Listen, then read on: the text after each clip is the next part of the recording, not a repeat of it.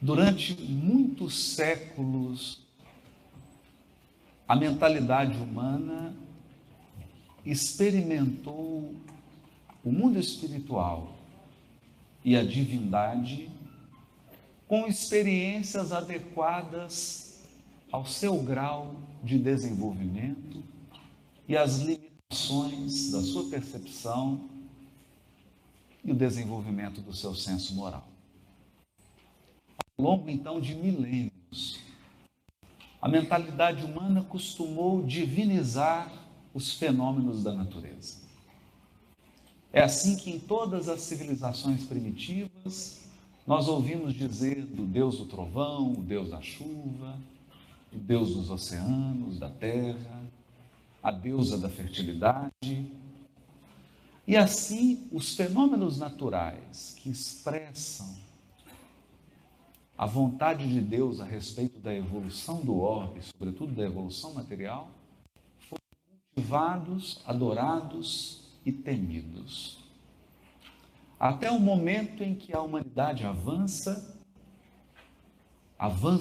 o seu senso moral, cresce o seu intelecto e agora tomada de uma espécie de soberba, encontramos civilizações que divinizam o próprio ser humano. Basta um olhar sobre o panteão grego para percebermos que os deuses do Olimpo são, na verdade, seres humanos amplificados. Meditando sobre a figura de Afrodite, de Zeus, de Apolo, nós encontramos seres humanos com paixões, com imperfeições, cometendo injustiças, agindo no impulso, agindo por mágoa, embora sejam dotados de poderes considerados sobrenaturais. E assim estátuas se ergueram, literatura imensa foi produzida na Grécia e em outras civilizações, adorando esses deuses de mármore ou de pedra, que no fundo, remetiam ao próprio ser humano e às suas fragilidades. Nessa fase, então, o homem, o ser humano, se torna a medida de todas as coisas. E como dizem os espíritos superiores a Kardec, não podendo compreender a Deus, o ser humano se torna o próprio Deus. E começa a medir o universo, as leis divinas, a partir de si mesmo. Como se o ser humano pudesse ter estrutura suficiente para equilibrar o cosmos. Esse movimento de arrogância, de egoísmo e de orgulho humano desembocam no grande Império Romano. Aquele que construiu um domínio militar, um avanço urbanístico, social, legislativo e da própria justiça nunca antes visto.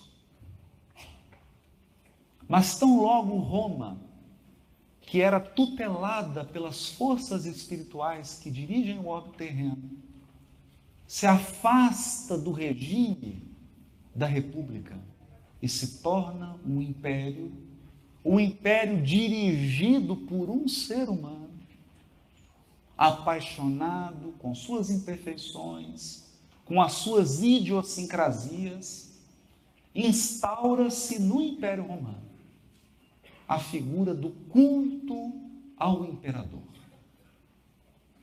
César, agora, é um Deus. Um Deus superior ao panteão romano, ao panteão grego. Um Deus superior até mesmo ao próprio Zeus. Um Deus encarnado. Um Deus ser humano. Estátuas com a figura do César, do imperador romano, são espalhadas por todas as colônias do império. Templos são erguidos, sacerdotes recebem para implementar esse culto estranho. E o imperador, como a própria divindade encarnada, agora está acima de toda a lei. Nem mesmo o avançado direito romano pode impor limites a César. César faz o que quer. O imperador romano é arbitrário. Ele está acima da lei. Ele está acima da ordem.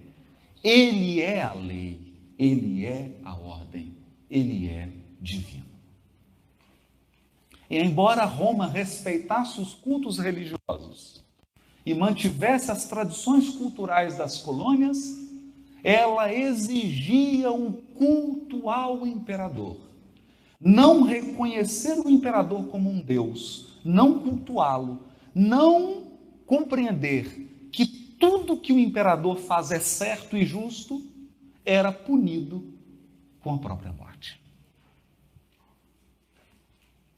O curioso é que nessa propaganda religiosa, que hoje se repete no mundo, em plena transição planetária, alguns seres humanos se arvoram a qualidade de Deus e querem iludir consciências, prometendo que resolverão todos os problemas da transição planetária. E propagando que eles estão acima da lei e da ordem. E que tudo que eles fazem é justo. Ou tudo que eles fazem é permitido. Iludindo muitas consciências. Fato, aliás, previsto pelo próprio Mestre, quando nos advertiu dos falsos cristos e dos falsos profetas. Soluções mágicas, soluções materiais, como se um ser humano imperfeito fosse capaz de construir uma obra perfeita. Como se um ser humano frágil fosse capaz de erguer um edifício eterno. Mas o culto ao imperador era muito menos inocente do que nós hoje do século XX, XXI, percebemos. O culto ao imperador também possuía a sua propaganda. Também possuía a sua propaganda. E César, o imperador romano, só tinha medo de um Deus. Não o Todo-Poderoso. Não o Deus imaterial, incorpóreo, soberanamente. O Deus da riqueza. O Deus ao objeto da nossa adoração. É assim que nós assistimos estarrecidos a jovens que se apaixonam pelas drogas, começam com o discurso do uso ingênuo de maconha, cocaína, crack, e depois, ao longo de 3 anos, 4 anos, você percebe quando está diante de um usuário de crack. O usuário de crack, ele possui uma fisionomia típica. Você olha para o organismo, você olha para o rosto dele e você sabe que está diante de alguém que foi dominado pelas garras do crack. Porque nós nos tornamos aquilo que adoramos. O mesmo acontece com aqueles que adoram, que cultuam, por exemplo, o álcool. E acabam sendo dominados por esse vício e se tornando alcoólatras. Pessoas queridas que devem merecer o nosso carinho, o nosso apoio, não a nossa censura. Mas quando você olha para alguém caído na rua, alcoolizado, o cheiro que essa pessoa exala, o hálito dela, a estrutura da pele, a aparência remete ao álcool. Assim também, aquele coração que foi dominado pelas paixões sexuais. Aquela pessoa que se permitiu as experiências sexuais sem limite, sem respeito, sem uma ética.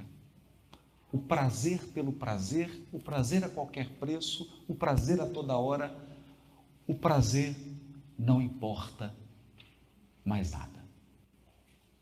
Você olha para essas criaturas e elas exalam esse clima da luxúria, da queda moral. A lei de adoração é uma profunda lei. Uma profunda lei. Por outro lado também, quando você observa aqueles espíritos que amam, que adoram a caridade, eles exalam um clima de bondade. Eles exalam um clima de fraternidade. Ao lado dessas criaturas, você sente uma paz e sente um acolhimento, porque nós nos tornamos aquilo que adoramos.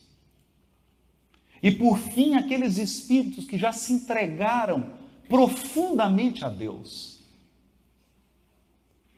Aqueles espíritos que construíram uma religiosidade e uma espiritualidade interior, que mantêm uma profunda relação com Deus.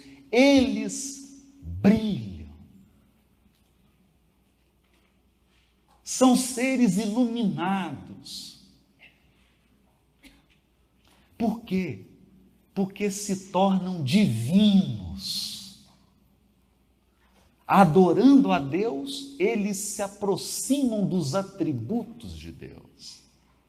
Como Deus é imaterial, esses espíritos se desmaterializam aos poucos, se desprendem das amarras da matéria. Como Deus é soberanamente justo e bom, esses espíritos são profundamente bons e profundamente justos. Como Deus é a inteligência suprema, esses espíritos são de uma fineza intelectual, de um raciocínio sutil e profundo. Não é mais inteligência, é sabedoria. Eles se tornam aquilo que adoram. É da lei de adoração. No entanto, o encarnado é fascinado pela matéria. Todo encarnado é fascinado pelo conforto que a matéria pode proporcionar. Por isso Mamon é tão adorado na terra. Então o que fez o imperador romano? Para competir com Mamon, unificou as fronteiras do império. Estabeleceu um sistema de comunicação nunca antes visto na história. Os Correios de Roma representavam uma organização brilhante. Você era capaz de mandar uma notícia de um lado a outro do império em um dia, 2 dias. Mas a grande estratégia de marketing do culto ao imperador romano foi ter cunhado moedas com o rosto do imperador. Agora, o culto imperial e o culto às moedas, ao dinheiro, estavam unificados. César e o dinheiro, uma religião da prosperidade, instalara-se com muita estratégia na terra. E, ironicamente, o imperador romano constituiu arautos, emissários, que percorriam o império, anunciando a divindade do imperador. A mensagem desses arautos, ironicamente, era chamada de Evangelho. Euangelion em grego. O Evangelho de César. As boas novas. Então, logo o Império Romano chegava com seu império e dominava, com seu exército, e dominava uma comunidade, submetendo-a à força do império. Vinha o arauto e dizia: povo de Maceió, não temam. Vocês perderam a guerra, estão dominados, mas eu tenho uma boa nova. O imperador romano é um Deus. É um Deus. Não vai faltar emprego. Não vai faltar moedas. E prometia uma série de facilidades e conforto material. E como não precisava nem de eleição, César já estava eleito, bastava a construção de um templo, bastava erigir uma estátua gigantesca, e o povo adorava César e recebia as benesses da estrutura construída pelo império. A partir daquele momento começava a chegar em Maceió o exército romano, os aquedutos, as termas, o correio, os tribunais de justiça de Roma, toda a estrutura estatal romana.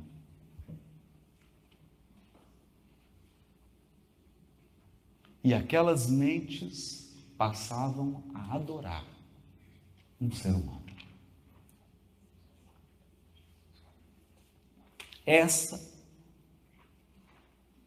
Essa foi a religiosidade que se impregnou na mente dos espíritos que encarnam na Terra.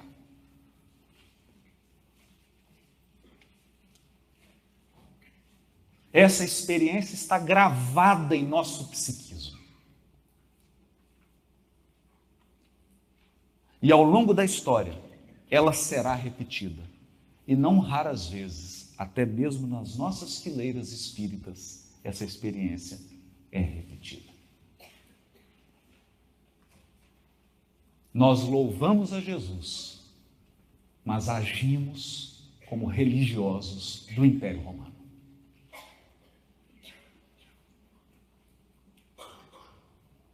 Nesse quadro,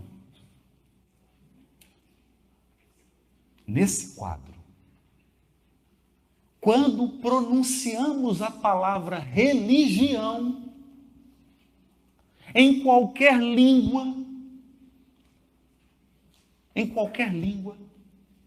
nós evocamos no espírito que nos ouve essas experiências infelizes do passado.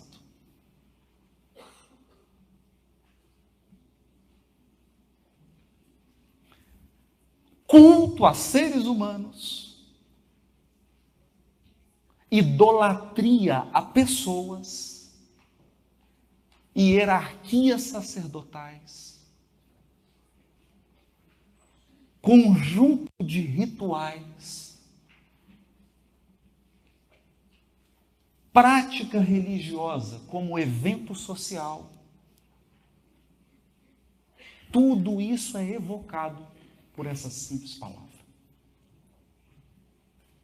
Porque foram séculos e séculos que nosso psiquismo recebeu essas gravações, essas injunções.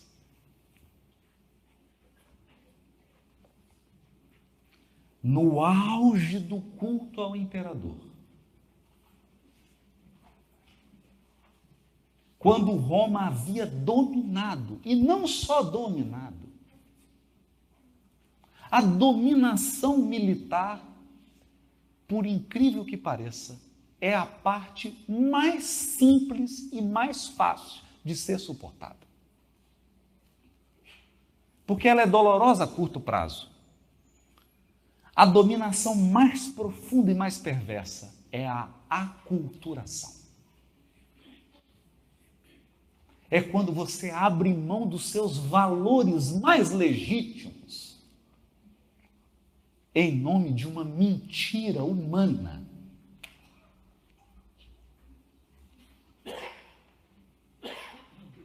E mesmo o povo hebreu foi aculturado. Escavações arqueológicas descobriram que os túmulos dos sumos sacerdotes eram decorados segundo os padrões gregos e romanos. O sacerdote máximo do monoteísmo da primeira revelação se comportava como um romano e como um grego. E a própria religião e o próprio templo de Jerusalém eram transformados em uma tribuna do culto ao imperador, na religião da prosperidade material.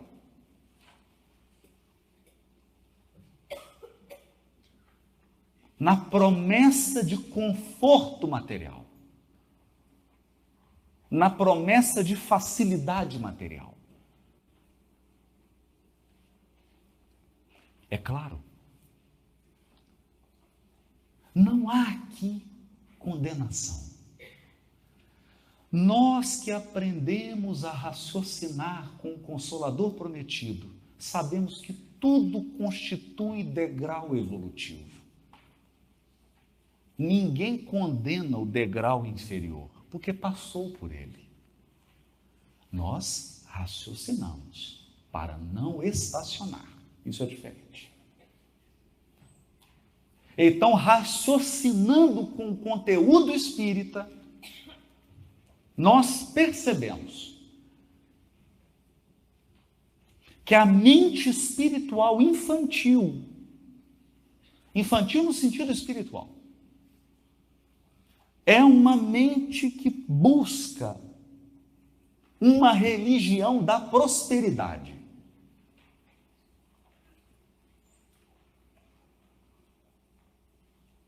Nós nos sentimos amparados por Deus se ninguém estiver doente.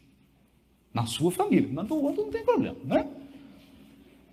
Que a gente pede assim: Pai, Jesus, que ninguém da minha família fique doente. Só a do vizinho. Que não tenha acidente, roubo, furto, e ninguém da minha família. Que não haja nenhuma dificuldade. Mas, sobretudo, dificuldade que se relaciona ao conforto material. E quando a criatura prospera materialmente, ainda que por meios ilícitos e criminosos, ela se sente abençoada por Deus.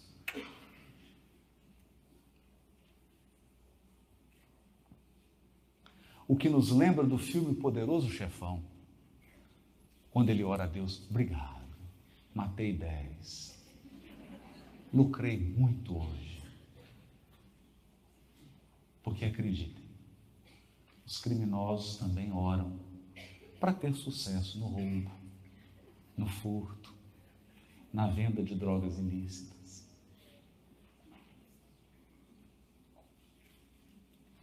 Oram agradecendo. Obrigado, Pai, obrigado. Hoje, nessa guerra do tráfico, matamos a turma adversária. Do nosso grupo, só 10 morreram.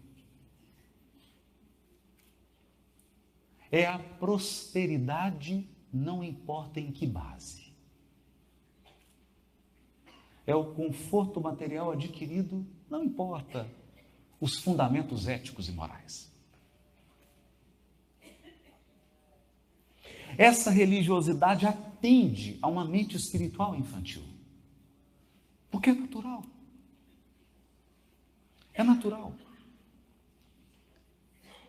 Outro dia, eu me dei conta de como isso é natural quando fui acordar. Chega agora em julho, a gente tem filho, acorda cedo para a escola, a gente sente isso. Vai chegando agora essa data de julho, eles já estão cansados, né? Então eu fui acordar o João, aí acordei e falei, pai, me dá mais 5 minutos. Tá bom, filho, vou preparar o café, mais 5 minutos. Aí volta e fala, eu não quero ir para a aula. E dá dó, né? Porque aquele frio, mas é frio mesmo, né? É frio mesmo, não é 20 graus aqui de Maceió, né? Frio. Aí você tira da cama, tá sentindo frio, põe, você fala, meu Deus, que maldade, né? Que maldade que eu estou fazendo com meu filho. Mandando ele para a escola para ele se educar e aprender. Como que eu sou maldoso? Ensinando meu filho a ter força moral, a ter fortaleza interior.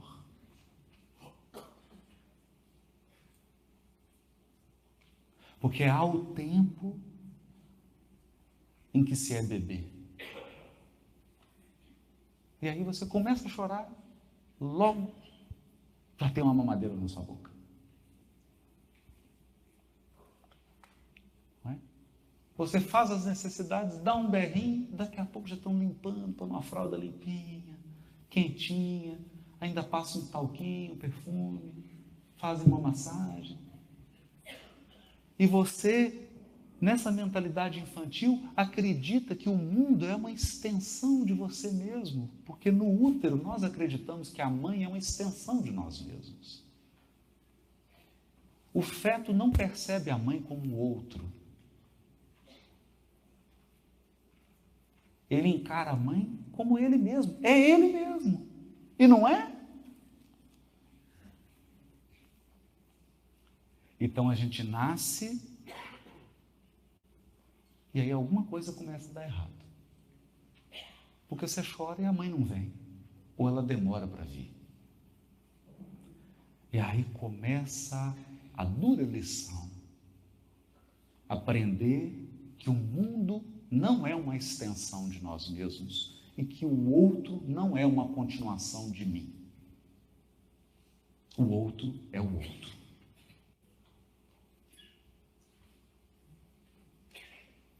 Quando o senso moral se desenvolve a esse nível, nós percebemos que Deus não é uma extensão de mim mesmo. Deus é Deus. Ele é o outro.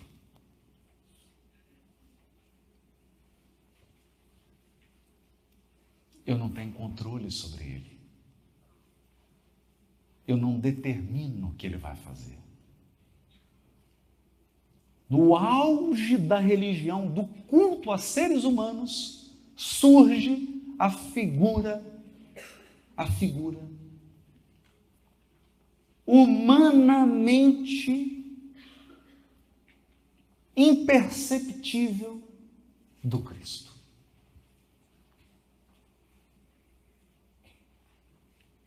Porque qualquer contemporâneo do Mestre não o reconheceria.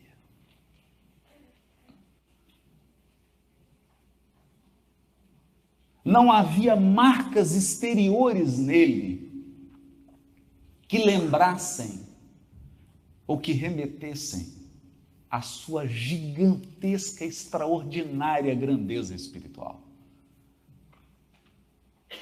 Tanto é assim que os sacerdotes, os religiosos, homens e mulheres que passavam o dia orando e tentando entrar em relação com Deus, olharam para Jesus e disseram, mas é esse aí. Não é ele o carpinteiro? Filho do carpinteiro? É esse aí?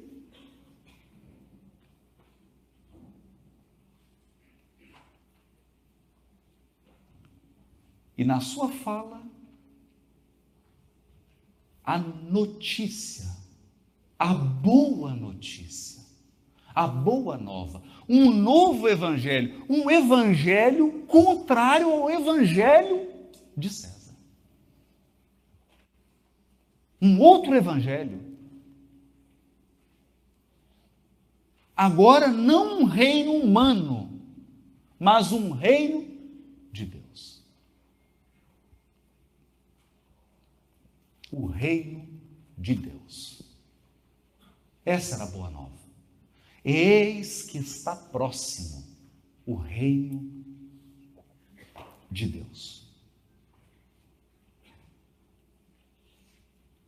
Agora, não mais uma religiosidade para mentes infantis. Agora uma religiosidade para uma humanidade que havia alcançado a maioridade espiritual. Jesus falava agora para consciências que espiritualmente já eram maiores de idade. E você não trata alguém de 18, 20 anos, até que algumas mães tentam, né? Mas você não trata uma de 18 anos, filhinho, peraí que mamãe fez a mamadeira. Agora eu já estou vivendo a fase assim, já levo o João na escola, ele fala assim, não me beija na porta da escola. Não me beija. O castigo agora é assim, fala, João, se você fizer isso, eu vou chegar na porta da escola. Na hora que você estiver entrando, eu vou falar assim, filhinho querido, beijinho, papai. Não, pai, pelo amor de Deus, não faz isso não. Então faz para casa. Faz agora. Esse é o castigo. Eu te dou um abraço na porta da escola. Pelo amor de Deus, pai. Então faz o para casa. Vou deixar, vou fazer. O tratamento é outro. É outro. Agora vinha o Cristo dialogar com uma humanidade, com um ser humano espiritual que já estava na maioridade. Mas não na maturidade. Não podia ele falar tudo. Não podia ele explicar tudo. Porque não havia ainda espíritos com senso moral. Eu digo coletivamente falando. Coletivamente falando. Com senso moral desenvolvido e aprimorado que pudesse compreender explicações.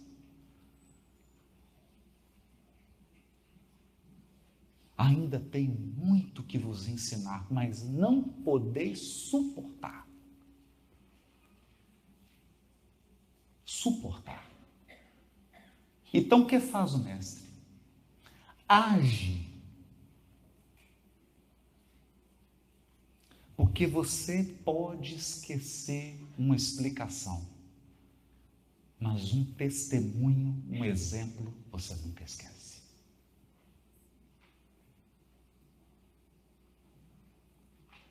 Aproximavam-se do Cristo criaturas organicamente, anatomicamente desfiguradas,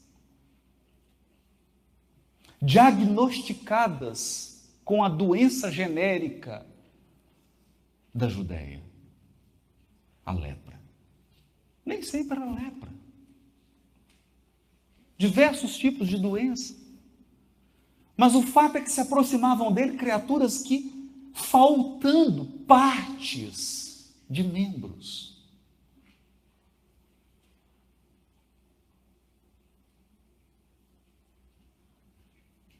portador de um magnetismo divino, nas palavras de Emmanuel, portador de um magnetismo divino, bastava que Jesus as tocasse. E o organismo físico se reconstituía.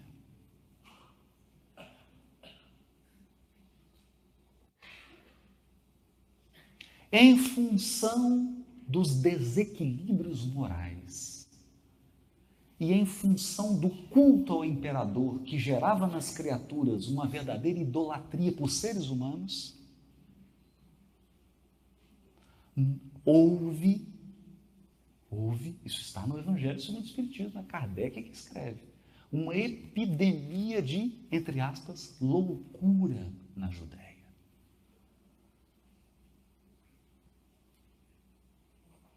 Porque os desequilíbrios morais típicos das fases de transição produz perturbação mental. Basta você parar um pouquinho agora e olhar a transição planetária. Nunca os índices de suicídio estiveram tão altos. Nunca se consumiu tanto antidepressivo como hoje. E nunca se viu tanta gente com perturbação mental. Você chega na casa espírita e nós diariamente somos procurados por jovens talentosos, ocupando cargos, desempenhando profissões difíceis. A pessoa vem consternada e diz: estou com depressão, perdi a vontade de viver. E você olha para aquele jovem, para aquela jovem, bonitos, inteligentes, bem colocados, sob todos os aspectos materiais, resolvido. Até no Brasil, crianças de 8 anos de idade suicidando.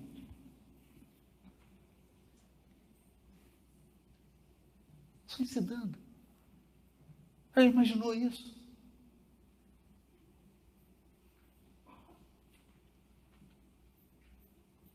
Em alguns países, suicidando porque não cumpriu o desempenho que as escolas comerciais exigem para fazer propaganda das suas instituições. Não sucumbe à pressão e suicida. Mas na Judéia, bastava o contato com a atmosfera do Cristo, e esses corações se apaziguavam e encontravam sentido. Porque você só vive se tiver sentido, propósito na sua vida. Ao lado do Cristo, elas recuperavam o propósito de viver.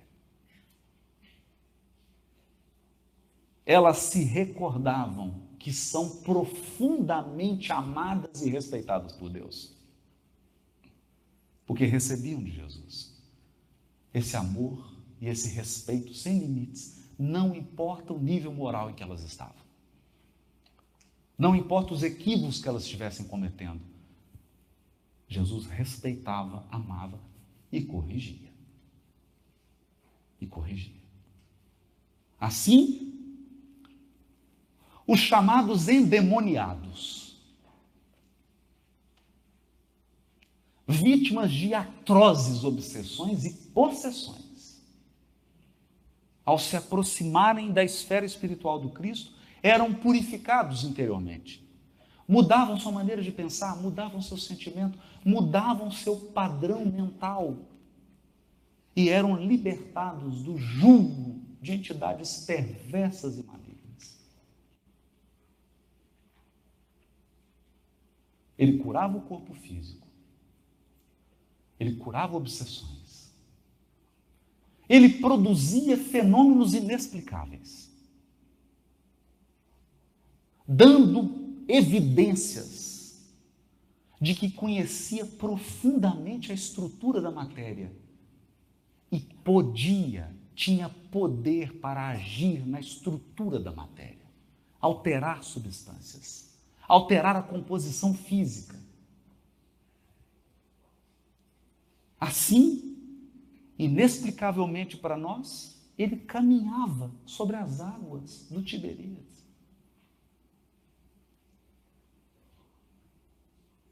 Ele pacificava fenômenos da natureza.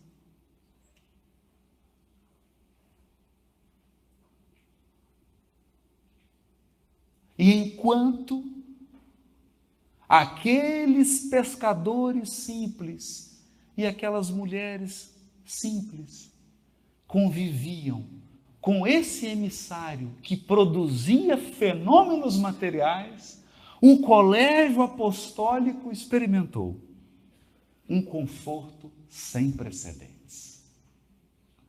Sem precedentes. Imagine. Passa uma pessoa aqui cega, de nascença. Se você conhecer, porque cidade do interior, metade é conhecido, metade é parente. Aquelas aldeias eram 100 famílias, 150 famílias, todo mundo conhecia todo mundo. Esse é o filho da Isabel, é o filho da Maria, é o filho da Joana. Nasceu cego. Peguei esse menino no colo e vi um cego de nascer, se aproximava de Jesus, voltava enxergando.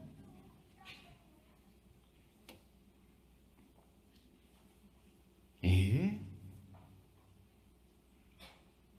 até mesmo o fenômeno magnético espiritual de maior exuberância na missão do Cristo, que é a chamada ressurreição de Lázaro.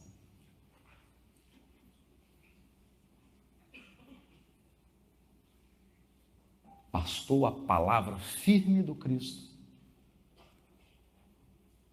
para que Lázaro saísse daquele vai, não vai, desencarna, não desencarna, e viesse novamente para a existência física, anulando, inclusive, processos de necrose que começavam já a se manifestar.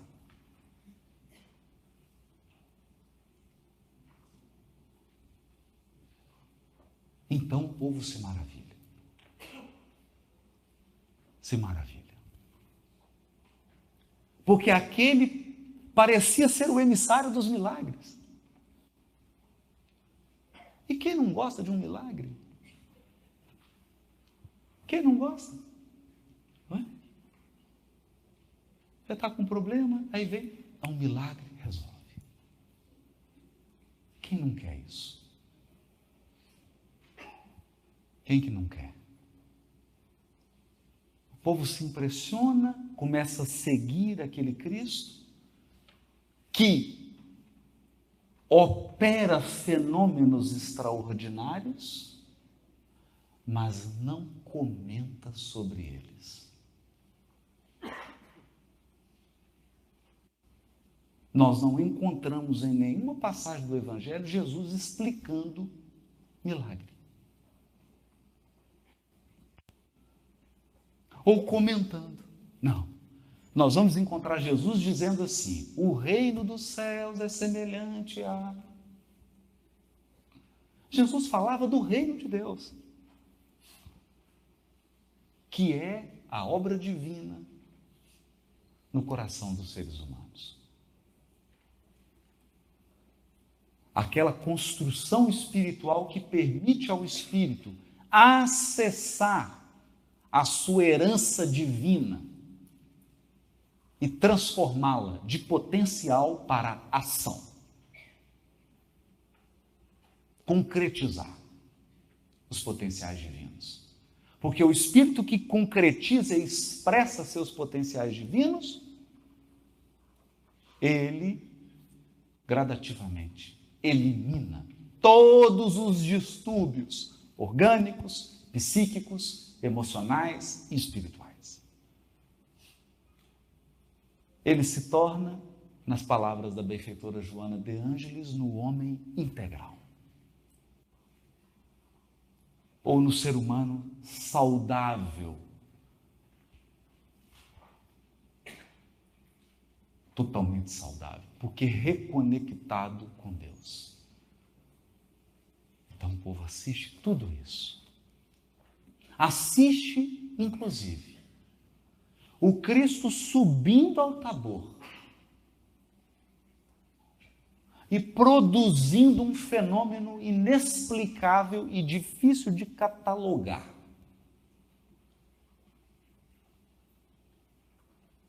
Porque ele faz com que todos vejam, todos os que estavam com ele, evidentemente, os poucos apóstolos que ele levou, vejam Moisés e Elias. Ele conversa com esses dois emissários da primeira revelação. Emissários que, reverentes a ele, que o tratam como um superior. E ele resplandece na frente de todos, de Moisés, de Elias, dos apóstolos e de outros espíritos que naturalmente acompanhavam o processo. Resplandece, a sua luz espiritual rompe as barreiras do corpo físico e brilha como um sol, o mesmo sol que Saulo de Tarso viu no caminho para Damasco. Era a festa das tendas. A festa em que o povo hebreu, durante 7 dias, habitava em uma tenda. Você podia armar na cobertura da casa, no terraço, você podia armar no quintal da casa.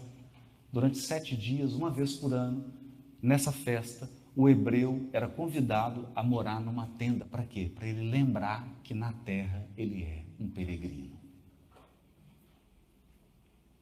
De vez em quando é bom a gente fazer isso. Você vai para um lugar sem chapinha, sem a maquiagem que tira olheira,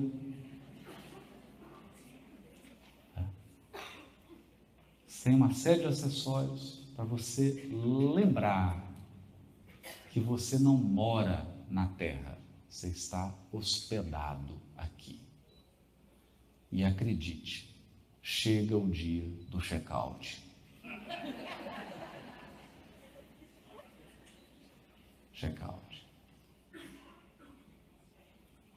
Então Pedro, vendo aquilo tudo, e olhando, pensando em Jerusalém, porque nessa festa, Jerusalém, que tinha aproximadamente 100 mil habitantes, a população subia para 1 milhão, 1,5 milhão. É igual cidade de praia perto de Minas Gerais. Vai aquele tanto de mineiro, acaba a água, acaba tudo. Os mineiros invadem e não tem, a cidade não suporta. Então Jerusalém ficava um inferno. E Pedro olhou para Jerusalém, olhou para o Monte Tabu e falou: vamos ficar aqui, né? Mestre, deixa a gente armar a tenda aqui, vamos ficar aqui, só fica brilhando, a gente conversa com Moisés, com Elias, vem para Muvuca. Jesus fala assim: não, vamos para Muvuca. É para lá que nós vamos. Acaba com a graça, para atender o povo. E chegou o dia do check-out. Eu não queria dar essas notícias aqui. O cego de nascença que Jesus curou morreu. Desencarnou. Os leprosos que Jesus curou desencarnou. E agora a notícia mais triste: Lázaro morreu de novo.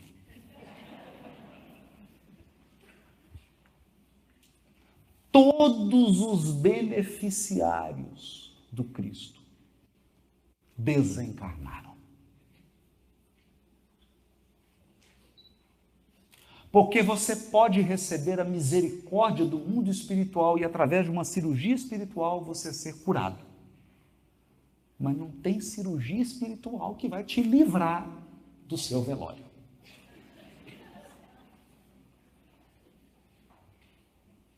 Não tem.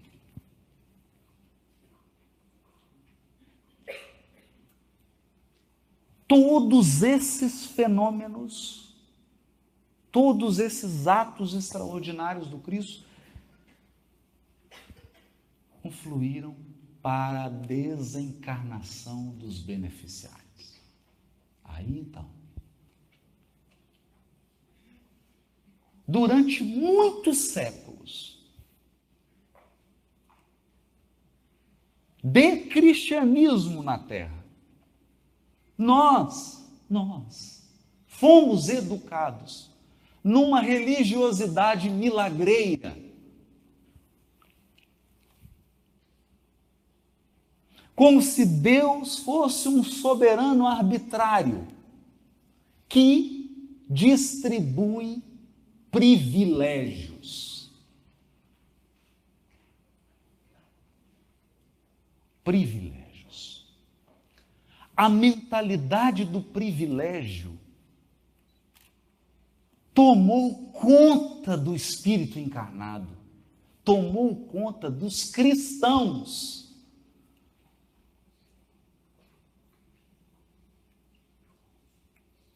Tomou conta de nós de um modo tão incrível, que nós oramos para pedir privilégio e salvo-conduto.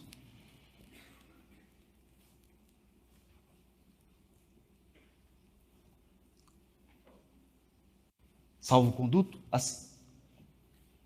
Ô Jesus, que eu não fique doente. Então, uma imunidade. Mas só me protege aqui, que com a minha oração, nem eu, ninguém da minha família vai ter doença. Vai.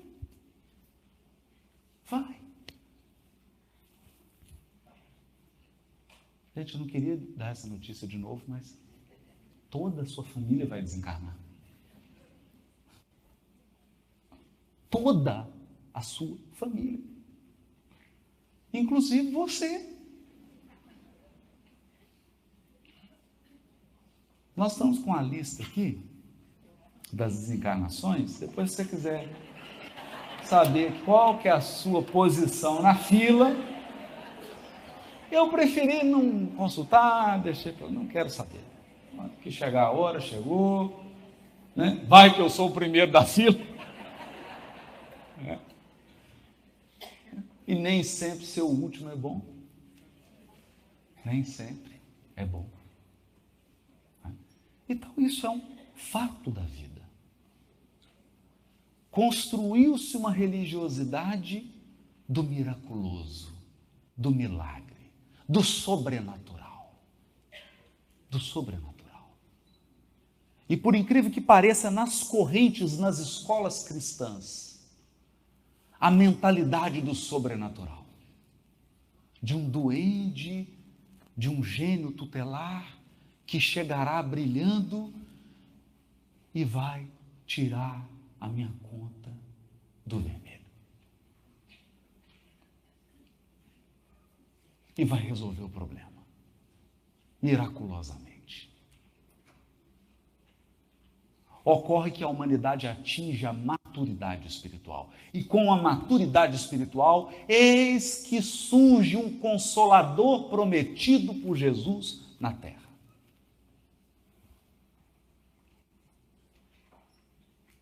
E coroando o edifício da codificação, e, portanto, o edifício do Consolador prometido, esse missionário extraordinário de Jesus, chamado Allan Kardec, escreve o capítulo 15 do livro A Gênese.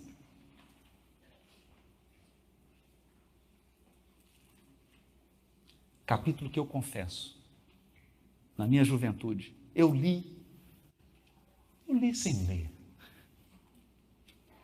Eu li sem ler. Me lembro aqui dos bancos de faculdade que o professor dizia assim: você leu? Li, professor. Com o dedo? Não, com os olhos. Então, lê de novo. Lê com o dedo. Os olhos vão rápido demais. E quando você... Porque você precisa acalmar. Então você pega assim uma água de coco, olha para o mar, esquece cheque especial, conta, problema, esquece,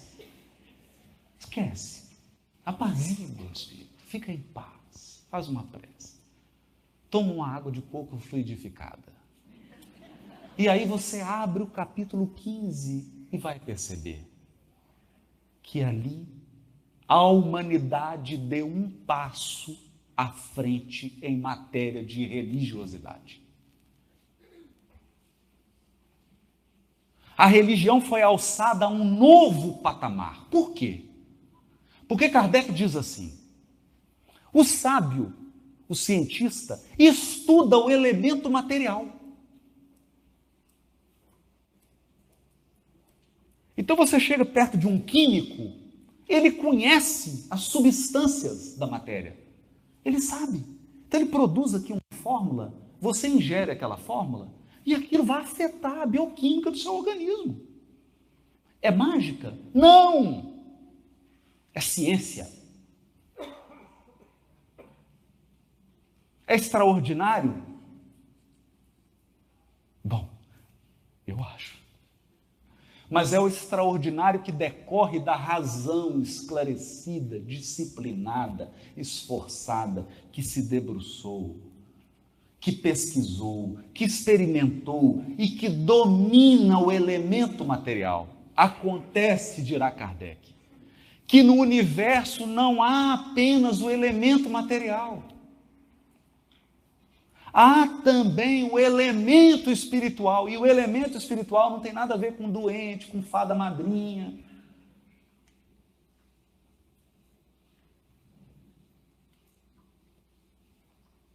Entende? O elemento espiritual é um dos constituintes do universo. E aí dirá Kardec, muitos fatos dos evangelhos da Bíblia, muitos fenômenos das religiões não puderam ser compreendidos ou são infantilmente compreendidos porque não houve pesquisa e estudo do elemento espiritual. E qual é a missão do Consolador prometido na Terra?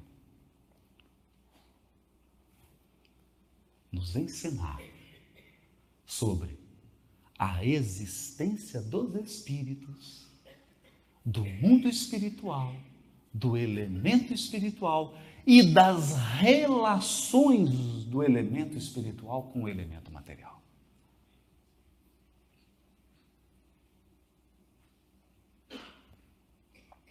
A partir dessa possibilidade, utilizando tudo que os Espíritos haviam ensinado no Livro dos Espíritos, utilizando tudo que ele, Kardec, pesquisou e deixou registrado no Livro dos Médiuns, utilizando todo o estudo de casos, é prontuário. Kardec agiu como um médico. É o livro Céu e Inferno. Um prontuário para saber qual que é a sorte dos espíritos após a desencarnação. Ele pesquisou casos e aí ele compreendeu. Depois de resgatar o código moral do Evangelho, a essência espiritual do Evangelho, no livro Evangelho segundo o Espiritismo, agora vem o codificador nos ensinar a pensar. Nos ensinar a pensar como espíritos, não como encarnados. Pensar como espíritos. A raciocinar com o conteúdo espírita. E no capítulo 15, o codificador vai se voltar para os milagres, para os fatos extraordinários da vida de Jesus e irá explicá-los de um modo panorâmico, evidentemente, porque ele não entra em detalhe. Nem havia ciência e conhecimento suficiente, e não há ainda hoje, para explicar em detalhes, mas ele aponta os caminhos, mostrar que nós temos as propriedades do perispírito, dos fluidos espirituais. Aqui é possível que Jesus tenha agido dessa maneira, tenha atuado assim. Não há milagre, não há derrogação. O elemento espiritual faz parte da natureza. Faz parte da natureza. é um componente da natureza. E explica para todos nós esse atestado de espiritualidade que há no Evangelho de Jesus. Atestado de espiritualidade. Agora, nós poderíamos compreender muita coisa do que ensinou Jesus. Por quê? Porque já estamos amadurecidos para compreender o espírito imortal e as suas faculdades.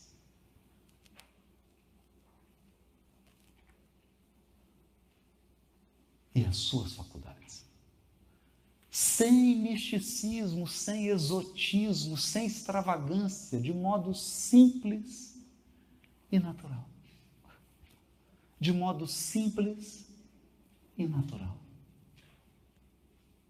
Porque a relação do mundo espiritual com o mundo corpóreo é natural. Não é miraculosa. Não é miraculosa. Inclusive a mediunidade. Inclusive. Todos aqui vão desenvolver a clarividência. Assim que você desencarnar, você vai enxergar os espíritos todos. Impressionante isso. Aliás, esse é um bom sinal. A hora que você começar a ver entrando, uma turma que já foi, conversando com vocês, sentando e batendo papo, lembra disso. Ele vai falar assim, ô tio, é você que desencarnou uns 20 anos atrás, sou eu. Eu estou escalado para alguma palestra aí, para algum congresso. Você vai ver, você vai ouvir. Ver e ouvir espírito. Todo desencarnado vê e ouve espírito. É interessante isso? Interessantíssimo.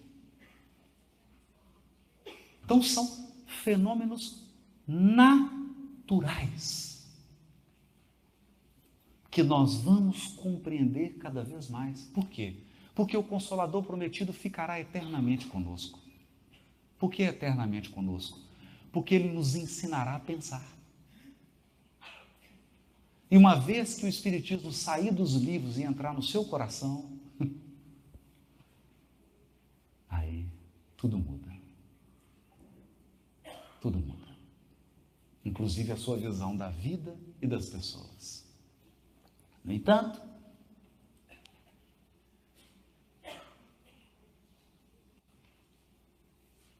resolvi selecionar alguns fatos extraordinários para comentar aqui agora.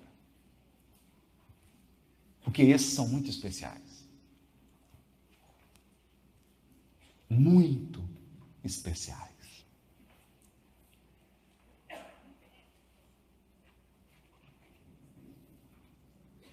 Judas Iscariotes, segundo Humberto de Campos,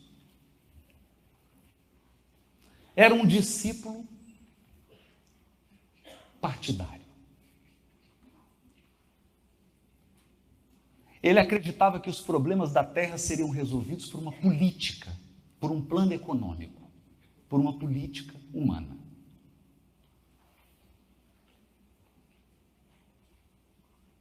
E ele tinha plena certeza que Jesus era o Messias, só que ele começou a ter um certo desconforto com Jesus. Porque, como um bom organizador de comitê eleitoral, ele acreditava que Jesus deveria manter algumas relações políticas com pessoas poderosas, porque Jesus ficava falando, o reino de Deus, ele fala assim, e quem que vai financiar isso? Quem que vai pagar essa conta? Financiar.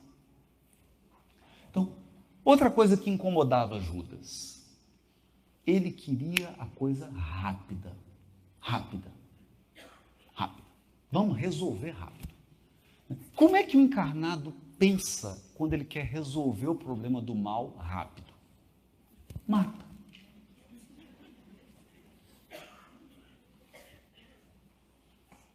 Então ele acredita, não, o Sermão da Montanha é bonito demais.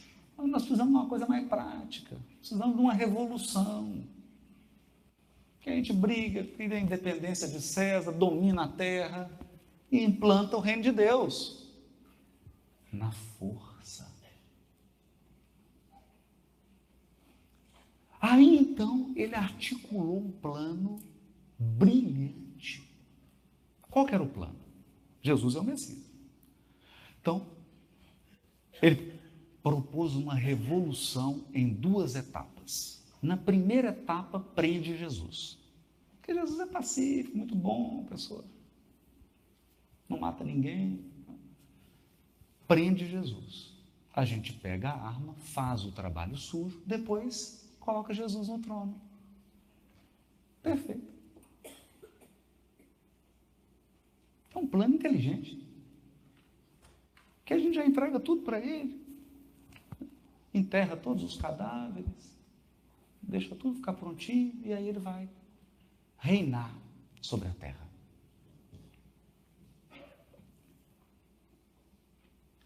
O problema da pessoa muito esperta é que ela menospreza a esperteza dos outros. Ele foi expor esse plano aos líderes religiosos do templo em Jerusalém. Então perguntaram para Judas, qual que é o propósito? Construir o reino de Deus na terra. O reino de Deus. E quem que vai ser o rei?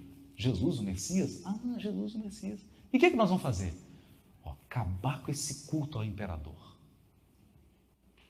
Vamos acabar com o culto a César. É o Deus único de Israel que será adorado. Aí fala, que coisa boa. E Jesus é o rei, o rei. E como é que você prende? A gente prende ele, fala o que tem que fazer, a insurreição, depois a gente coloca ele no trono. Perfeito. Plano maravilhoso. Aí Judas falou assim, mas nós precisamos da sustentabilidade, né? Nós precisamos do financiamento aí desse plano. Não, toma aqui.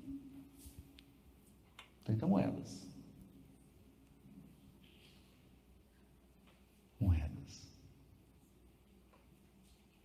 E ele saca as moedas.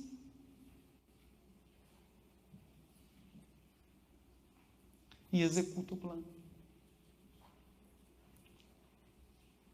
E Jesus é preso. E ele feliz, porque tem gente que imagina que Judas chegou para beijar Jesus como se ele fosse assim, nossa, agora eu vou prender. Então ele estava feliz.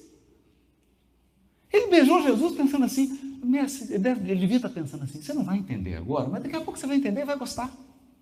Deixa comigo. Deixa comigo. Eu sou o governador espiritual do planeta. Deixa que eu governo isso aqui, que é uma atitude que nós encarnados temos. E beijou Jesus, feliz, Jesus foi preso, ele falou, pronto, começou a funcionar o plano. A hora que prende Jesus, Simão arranca a espada, já corta logo a orelha do soldado. Você vê uma orelhinha caindo no chão. Sangrando. O que Jesus faz? Pega a orelha, tira a terrinha, né? Coloca no lugar. E a orelha se reconstitui. Olha, eu gostaria de chamar a atenção para esse fato. Ele preso, recupera a orelha do soldado, mas não solta a si mesmo. Agora começam os milagres do Evangelho. Os milagres. Cura o soldado, mas não foge da prisão. Vira para Simão e fala, Simão, embainha a tua espada. Porque qual que é o problema da violência das revoluções armadas? Aquele que com a espada fere, com a espada será ferido. Aquele que com ferro fere, com ferro será ferido. O tanto de espírito que tem aqui da Revolução Francesa. A tudo agora vindo a Congresso em Maceió. E reclamando. Ah, eu estou com a doença, estou com a dificuldade. Matou, fez horrores lá na França. E agora está reclamando. Que a espada está demais. O tanto de gente que tem aqui da noite de São Bartolomeu. Eu estou vendo uns aqui. A turma que era protestante, a outra que era católica. Só morte. E matava fazendo o Pai Nosso. Pai Nosso que está no céu, santificado seja o vosso nome. Venha o vosso reino. Aí agora vem para as fileiras espíritas e está aí reclamando que a vida está difícil. Porque acreditou nas soluções mágicas que trazem prosperidade e conforto material.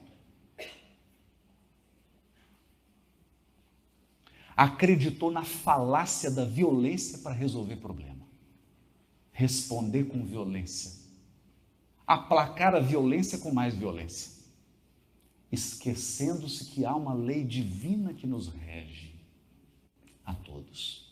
Então Jesus adverte Simão e eu acredito que Jesus foi assim, como dizem os jovens, pegou leve.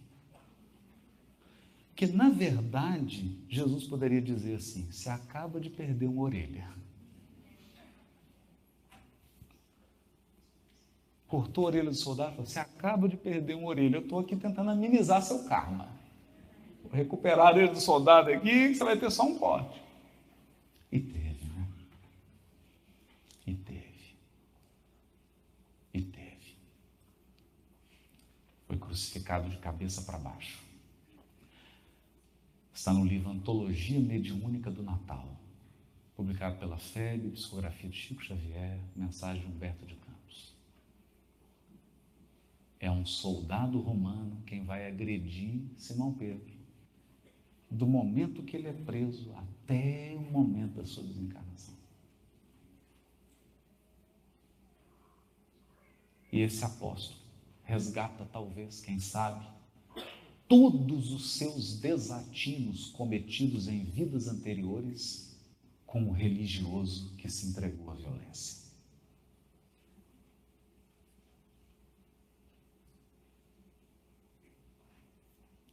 E Jesus ainda diz mais para ele, se eu quisesse, eu pediria ao Pai, e ele me enviaria legiões, linguagem romana, legião é linguagem do exército romano, só que ele fala, legião de anjos, e eles me livrariam.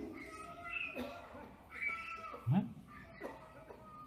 Então, é como se ele dissesse assim, você acha que eu estou sendo preso porque eu sou frágil? Você acha que a questão aqui é de poder e de força?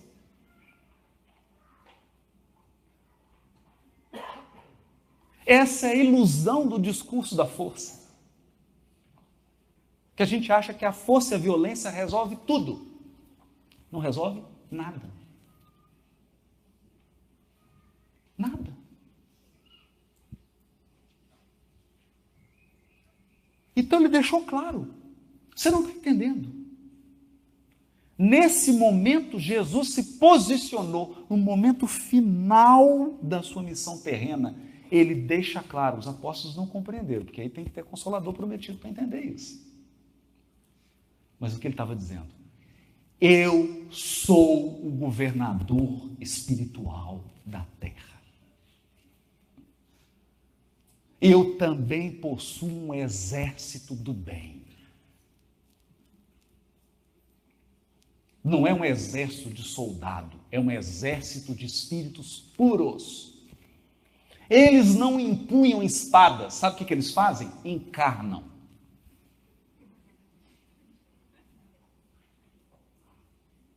E quando um encarna, muda às vezes um país inteiro. Imagina se ele mandar 1 milhão de anjos. para encarnar? Deus nos livre. Eu perdi o trabalho. Perdemos o trabalho, Raul. Quem vai querer ouvir palestra da gente?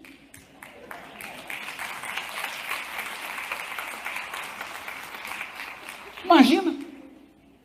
Um congresso, você olha lá, só espírito puro palestrante. Perdemos o trabalho. Organização, espírito puro. Presidência da federação, espírito puro. Não vamos ficar sem trabalho? Vamos ficar sem trabalho. E é o trabalho que nos purifica. Nós servimos a Jesus para nos purificar.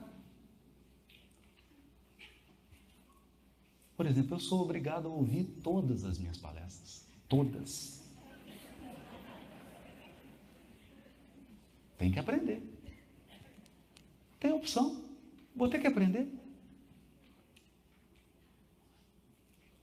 Então ele mostra que não é fragilidade. E aí vem o encontro. O governador espiritual do orbe é colocado diante do representante de César. Do governador terreno da Judéia. Aquele que representa o imperador romano na Judéia. César e Jesus.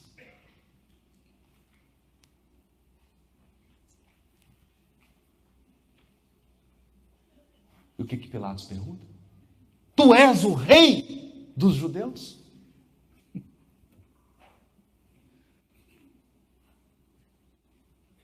Jesus diz assim para ele: é você que está dizendo. É você que está dizendo isso. Porque, de fato, nunca Jesus disse isso. Nunca. Separa aí. Tem 42 parábolas nos 4 evangelhos. 42. Elas começam assim: o reino dos céus, o reino de Deus é semelhante a...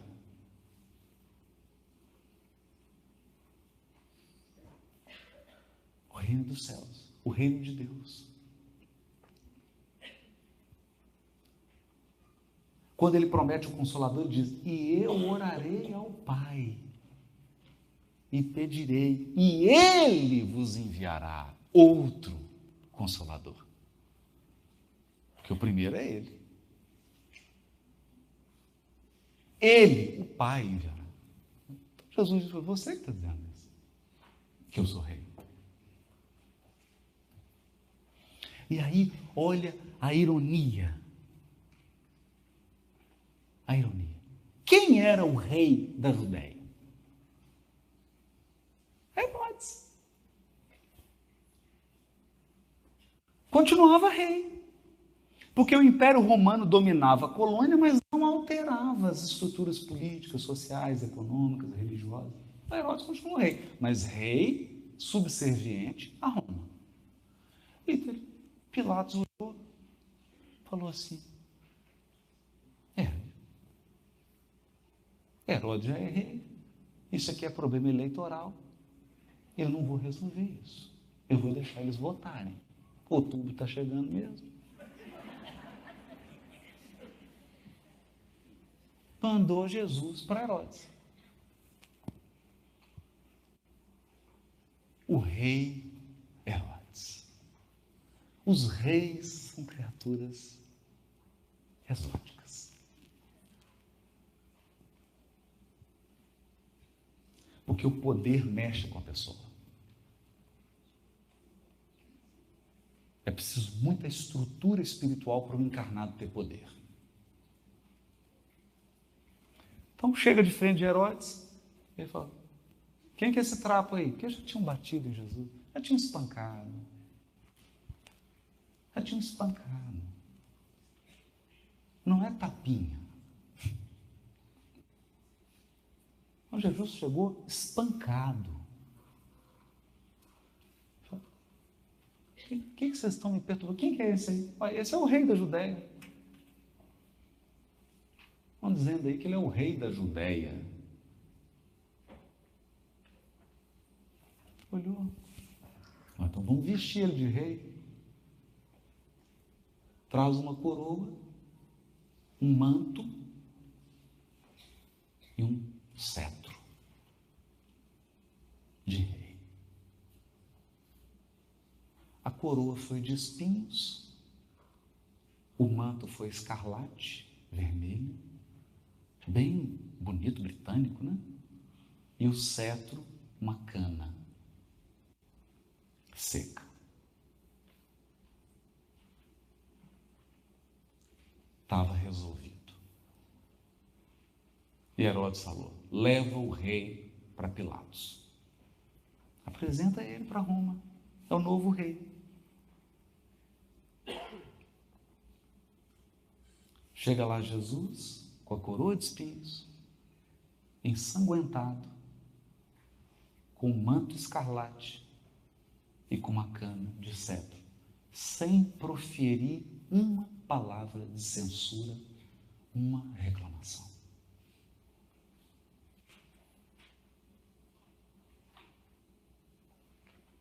Uma reclamação. Às vezes eu não sei se o mais danoso é o crime ou a omissão.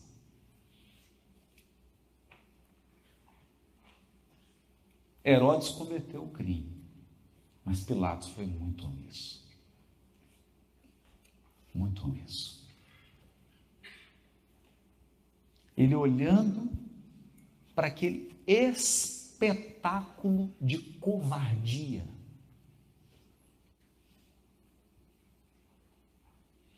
Espetáculo de covardia.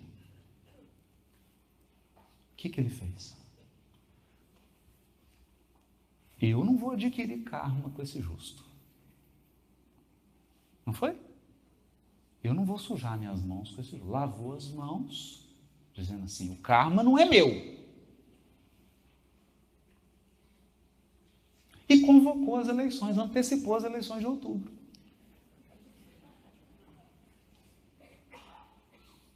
Vamos fazer uma eleição.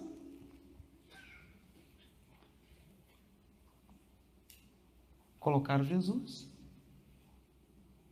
E trouxeram quem? Um preso. O povo adora votar em preso, né? Então trouxe um preso que era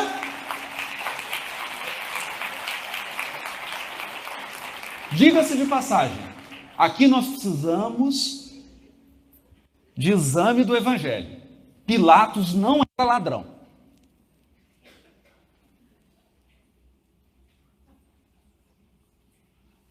Barrabás não era ladrão. Barrabás não furtava. Barrabás era um preso político. Barrabás era um revolucionário.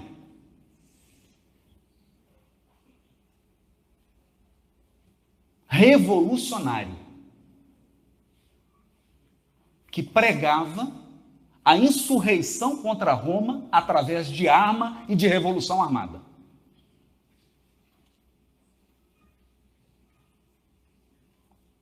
Em quem que o povo votou?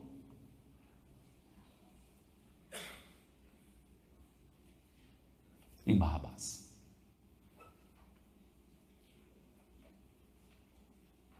Em Barrabás. Não estou fazendo nenhuma ironia. O fato é sério. Sem analogias, o fato é sério. Anos 70, Barrabás é solto. E o movimento revolucionário cresce na Judéia. Cresce, porque ganhou força com essa ação de Pilatos. No ano 70,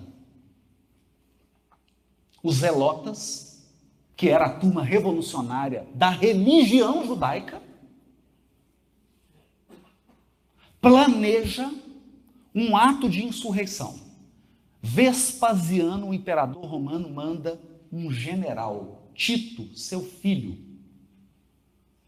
E Tito massacra Jerusalém. Mais de 1 milhão de pessoas são assassinadas em Jerusalém. Se você quer ter uma notícia exata, leia o romance há 2000 anos, porque o senador Públio Lentulus vai ser cegado, vai perder a visão nessa revolução.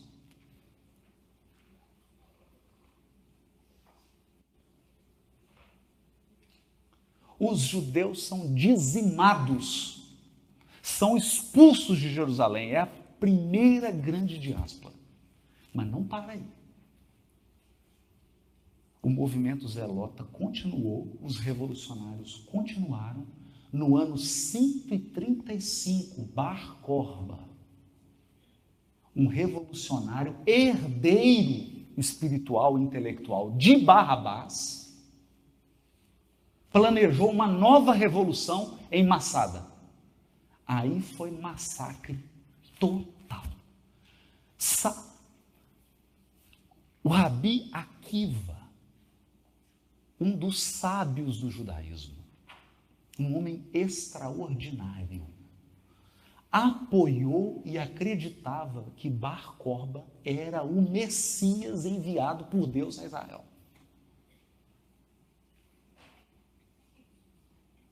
O maior sábio, o herdeiro de Gamaliel. Um sábio, Akiva. Eu não sou digno de limpar as sandálias de Akiva. Akiva se equivocou, acreditando que o revolucionário Bar Corba era o Messias enviado por Deus. Então, muito cuidado, meus amigos, minhas amigas, companheiros de ideal espírita, muito cuidado. Porque quem não lê, quem não aprende com a história, está sempre cometendo os mesmos e banais erros.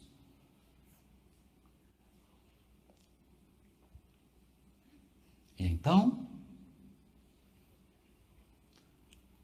Jesus perdeu a eleição.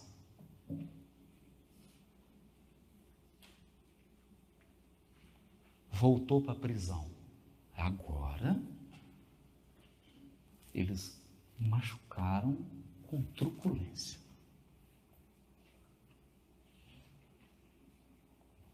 Truculência. Algumas pessoas que eram ligadas ao Chico, e aí eu estou passando a notícia como me passaram, se é verdade, se não é, não sei, né? Não tem como garantir isso. Perguntaram ao Chico, mas Chico, por que Jesus permitiu isso tudo com ele? E aí dizem que o Chico teria respondido, eu fiz a mesma pergunta para Emmanuel. E ele me disse que Jesus queria conhecer de perto o sofrimento, a dor dos perseguidos, dos injustiçados.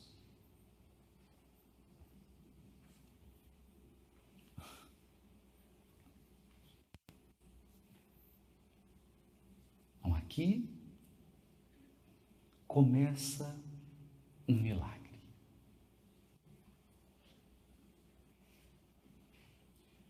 Naquela cruz, ele não profere uma palavra de repreensão.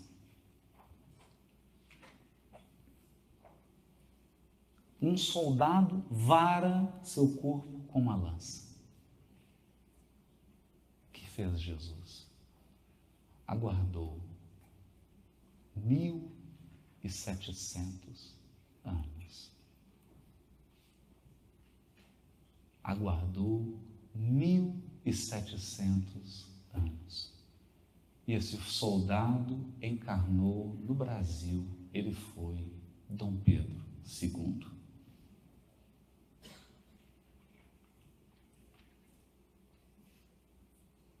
Eu estou desconfiado que muita gente que estava gritando lá no Gólgota está por aí, no movimento espírita.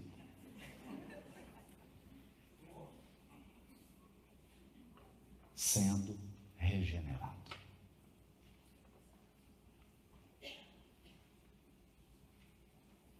Sendo regenerado.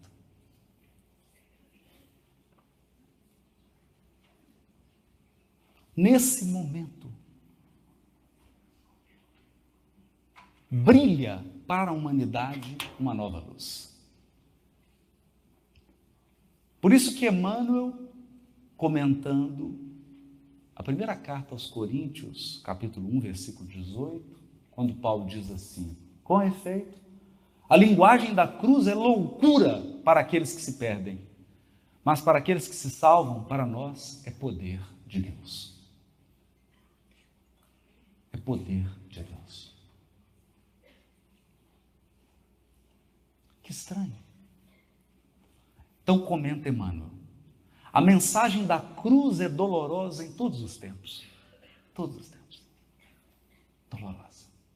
Do Calvário desceu para o mundo uma voz, a princípio desagradável e incompreensível.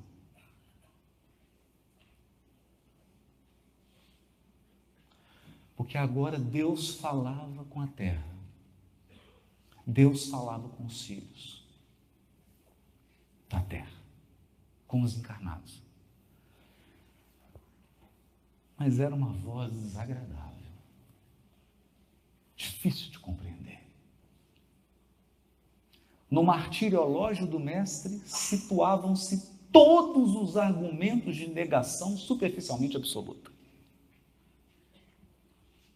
A cruz de Jesus resume todos os sofrimentos que um encarnado pode passar na Terra. Vamos ver? O abandono completo dos mais amados. Você pode experimentar isso. Você pode viver isso.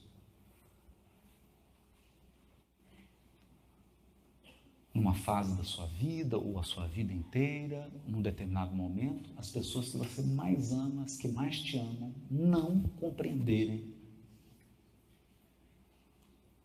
Não te compreenderem. E te abandonarem.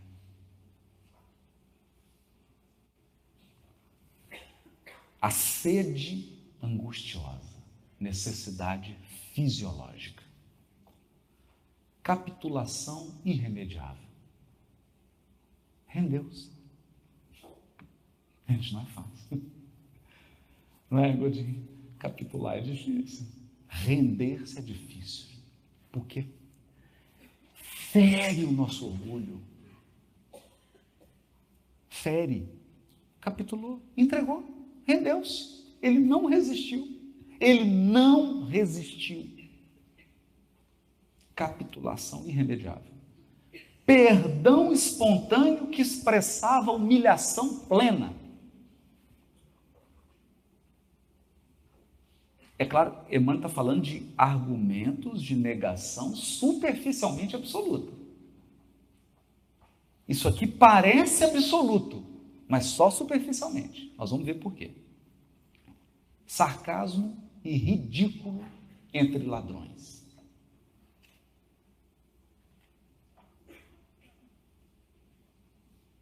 Derrota sem defensiva.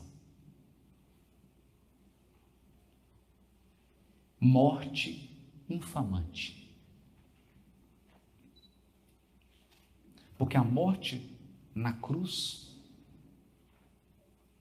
era desonra para um judeu. Ele preferia morrer apedrejado. Uma morte desonrosa. Mas o Cristo usa o fracasso aparente para ensinar o caminho da ressurreição eterna, demonstrando que o eu nunca se dirigirá para Deus sem o aprimoramento e sem a sublimação de si próprio.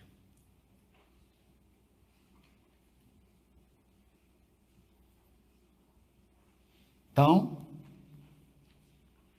a voz desagradável que vinha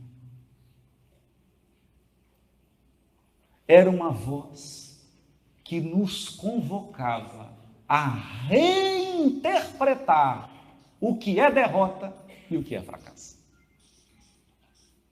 O que é vitória e o que é derrota.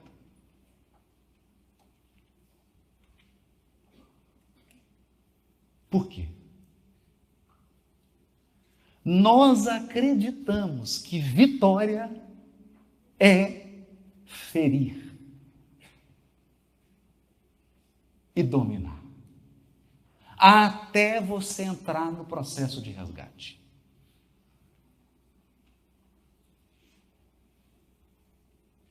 Até você entrar no processo de resgate. Porque quando você entra no processo de resgate, você fala assim, 1000 vezes ser ferido do que ferir.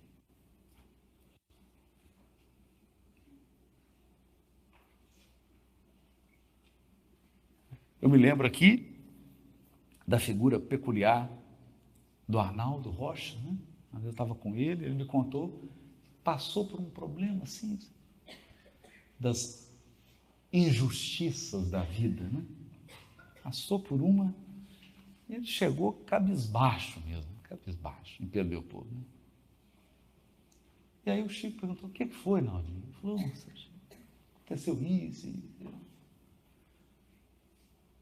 Aí disse que o Chico deu o braço assim para ele, começou a andar e falou assim, nossa, Naldinho, eu estou tão feliz por você.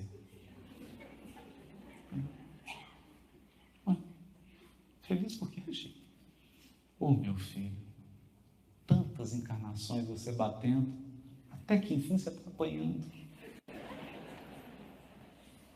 Aquele jeitinho do Chico de dizer as coisas, né?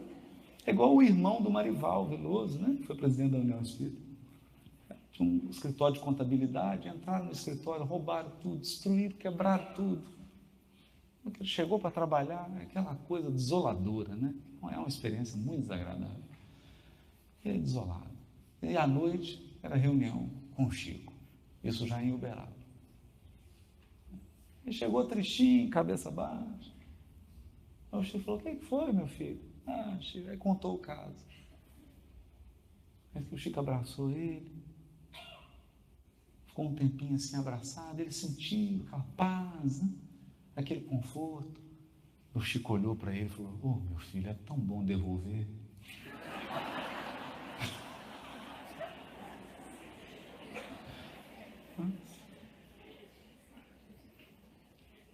Então, é a voz sacada. Fala, filho, acorda, vai estar frio, pai. 6 horas da manhã, me dá mais 5 minutos, não quero ir para a escola. Então, uma coisa é você ser uma criança espiritual e se relacionar com Deus. Outra coisa é quando você já está maduro espiritualmente, a relação é outra. Porque você não trata um homem e uma mulher de 40 anos como você trata uma criança de 2 aninhos de idade. Espiritualmente falando. A ciência religiosa estabeleceu... Ainda hoje a linguagem da cruz é loucura para os que permanecem interminavelmente no ciclo das reencarnações de baixo teor espiritual.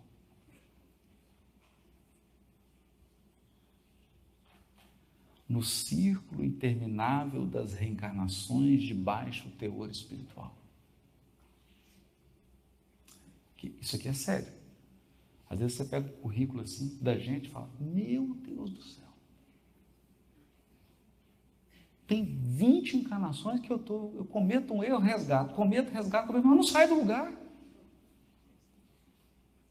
Você fica ali vivendo as mesmas experiências, voando baixo, e não consegue sair daquilo. Não consegue avançar espiritualmente.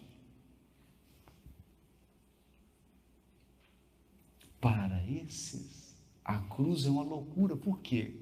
Porque nós, encarnados, gostamos mesmo, é de mamão. É da vitória material.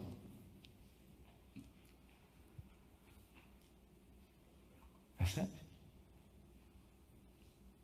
Semelhantes criaturas não pretendem senão mancomunar-se com a morte, exterminando as mais belas florações do sentimento. Dominam a muitos, incapazes do próprio domínio, ajuntam tesouros que a imprudência desfaz e tecem fios escuros de paixões obcecantes em que sucumbem, vezes sem conta, à maneira da aranha encarcerada nas próprias teias. repitamos a mensagem da cruz ao irmão que se afoga na carne e ele nos classificará à conta de loucos. Mas todos nós, que temos sido salvos de maiores quedas pelos avisos da fé renovadora, estamos informados de que nos supremos testemunhos segue o discípulo para o mestre. E o mestre subiu para o Pai na glória oculta da crucificação. Então, termino aqui lembrando a cena extraordinária do livro Há 2000 anos. O senador Públio Lentulus, no seu sítio, nos arredores de Pompeia, cego,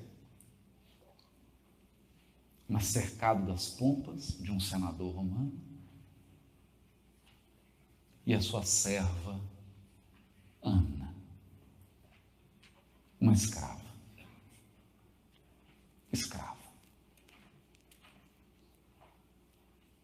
Surge a erupção do Vesúvio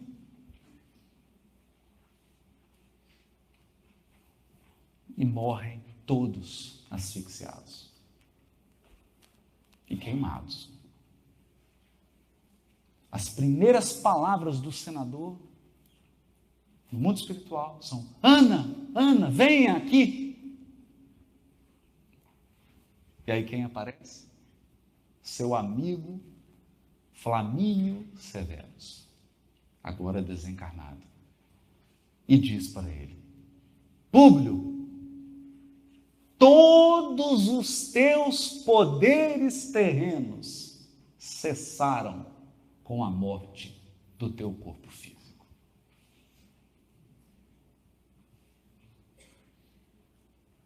A tua serva Ana seguiu em direção às esferas superiores. E o poderoso ficou.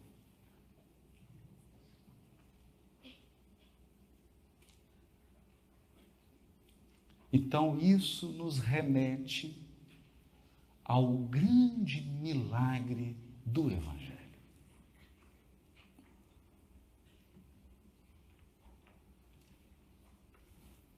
Porque você pode ser curado de uma doença física pelos prepostos do Cristo. Os prepostos de Jesus podem, na sua caridade, na sua bondade, amenizar algum resgate doloroso que esteja na sua pauta reencarnatória. Alguns débitos podem até ser congelados. E você poderá eximir e ostentar todas as marcas de vitória, prosperidade e sucesso humanos. Todos olharão para você e invejarão suas conquistas palpáveis, visíveis. Mas, com a morte do teu corpo físico, cessam todos os sucessos materiais.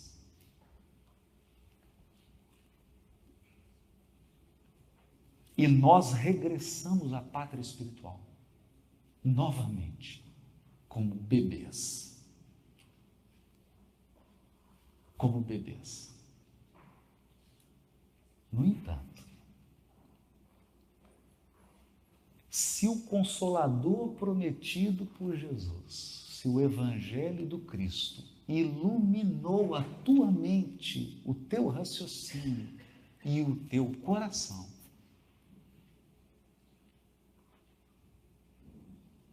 Ele terá feito em você a tão sonhada obra da regeneração espiritual. Então, você experimentará o verdadeiro sucesso, a plenitude espiritual da consciência tranquila que cumpriu seus deveres, que sofreu silenciosamente, que foi ferida, mas não feriu. Foi ferida, mas não feriu. Foi abandonada, mas não abandonou.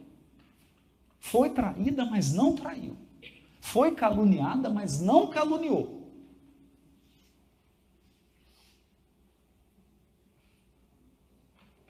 Nessa hora, nós iremos pensar, meditar na mensagem do Dr. Bezerra de Menezes de 1964, chamada Unificação, psicografada por Chico Xavier. O final da mensagem, em que Dr. Bezerra de Menezes diz: só aqui no mundo espiritual eu vim a compreender a cruz do Cristo. Só aqui no mundo espiritual eu vim a compreender a cruz do Cristo.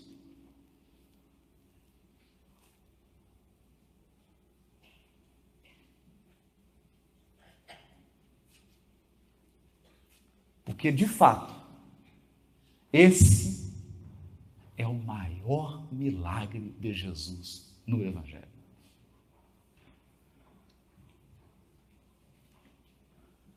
É você transmutar todos os supostos fracassos e insucessos em glória espiritual,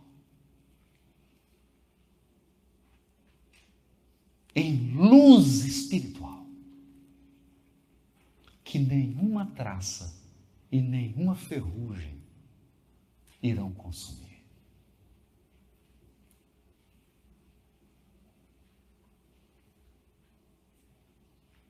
Essa é a grandiosa lição da cruz. O Cristo não carecia de cruz. Jesus não precisava de cruz. Ele não tinha débito. Ele não veio aqui para resgatar nada. Mas não é o meu caso, nem o seu.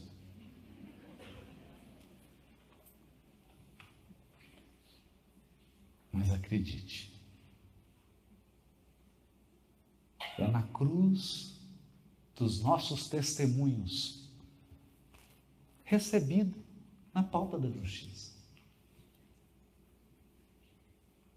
nós vamos galgar a vitória espiritual, que é a vitória sobre nós mesmos. E aí, vou dar uma boa notícia. Essa nem a morte apaga. Pelo contrário, ela revela. A morte vai revelar a grandeza de muita gente que a gente menospreza aqui na Terra. Muitas pessoas que a gente considera insignificantes, não merecedoras de nenhuma honra, criaturas que nunca foram aplaudidas, e vão exibir uma luz espiritual, uma grandeza espiritual, que irá nos impressionar a todos. Então, não percamos tempo. Essa é a derradeira cura deixada por Jesus. Porque um espírito curado tem sua felicidade garantida. Muito obrigado, meu Senhor. Obrigado a todos.